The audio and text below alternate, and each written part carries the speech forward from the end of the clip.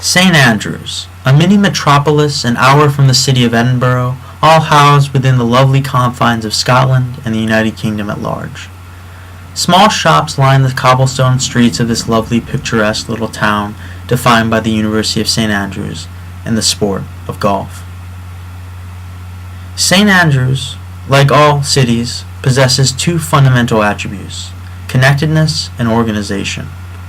However, these characteristics do not always go hand in hand. Sometimes they contradict each other. You are at a pub. A beautiful girl appears next to you, brought there by a totally different set of circumstances. In a daze, you swing back towards the bar, your beer topples over. Red-faced and sheepish, you sop up the contents of the glass with your shirt, glance over at the girl, staring at you wide-eyed. You jerk back the other way into the largest bloke in the room. You have connected with two people, one mentally and the other physically. Spectacle, for those watching, is the result. Is there even a morsel, an infinitesimally small trace of organization here? No.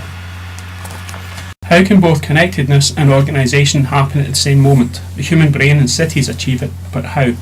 All emergent systems are built out of this kind of feedback, the two-way connections that foster higher level learning, says Stephen Johnson in his book Emergence, The Connected Lives of Ants, Brains, Cities and Software.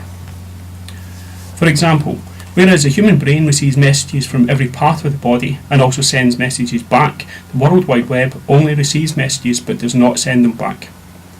In other words, there is no dialogue between the internet and the surfer, just a one-way consumption of information. Let's back up.